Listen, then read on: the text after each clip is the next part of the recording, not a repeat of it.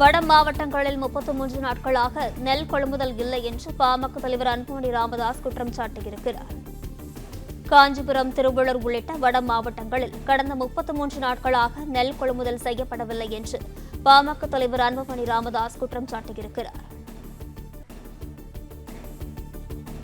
காஞ்சிபுரம், திருவள்ளூர் உள்ளிட்ட வட மாவட்டங்களில் கடந்த 33 நாட்களாக நெல் கொள்முதல் செய்யப்படவில்லை என்றும் டோக்கன்களுடன் உழவர்கள் காத்திருப்பதாகவும் பாமக தலைவர் அன்புமணி ராமதாஸ் குற்றம் சாட்டியிருக்கிறார்.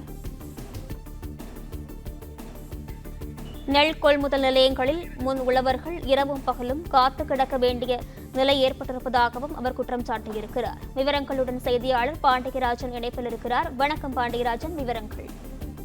பாமக தலைவர் அன்புமணி ராமதாஸ் வெளியிட்டிருக்கக்கூடிய அறிக்கையில் வட மாவட்டங்களில் 33 நாளாக நெல் கொள்முதல் இல்லை எனவும் டோக்கன்களுடன் காத்திருக்கும் உழவர்கள் என்கின்ற ஒரு குற்றச்சாட்டை முன்வைத்திருக்கிறார். இதுதான் முதலமைச்சர் தினமும் கண்காணிக்கும் லட்சணமா என்கின்ற ஒரு கேள்வியையும் முன்வைத்திருக்கிறார்.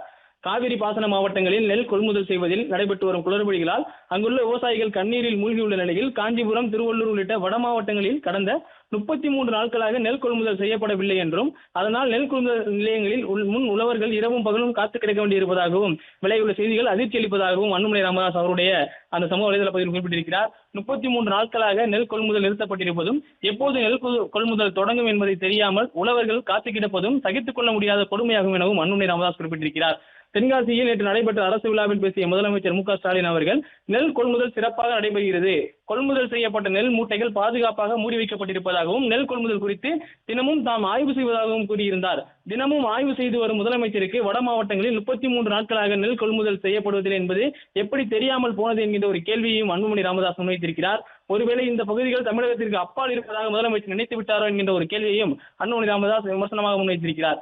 அதிகாரத்தின் திமிரில் ஆட்டம் போடும் ஆட்சியாளர்களின் உணவு படைக்கும் கடவுள்களை மதிக்க மறுக்கின்றனர் என்கின்ற ஒரு கருத்தை குறிப்பிட்டிருக்கிறார். அதனால்தான் தமிழ்நாட்டில் உழவர்கள் கண்ணீரில் மிதக்கும் நிலை ஏற்பட்டிருக்கிறது என குறிப்பிட்ட அன்புமணி ராமதாஸ் உழவர்களின் பிரச்சனையை அதிகாரத்தின் உச்சத்தில் இருந்து அலட்சியமாக பார்ப்பதை விடுத்து உழவர்களின் ஒருவராக இருந்து பார்க்க வேண்டும் எனவும் குறிப்பிட்டிருக்கிறார். 33 நாட்களாக கொட்டி கிடக்கும் நெல்லை உடனடியாக கொள்முதல் செய்ய தமிழக அரசு நடவடிக்கை எடுக்க வேண்டும் எனவும் அன்புமணி ராமதாஸ் வலியுறுத்தியிருக்கிறார். பிளே ஸ்டோர் மற்றும் ஆப் ஸ்டோரில் இருந்து பாலிமர் செயலியை QR கோடு மூலம் பதிவிறக்கம் செய்யுங்கள்.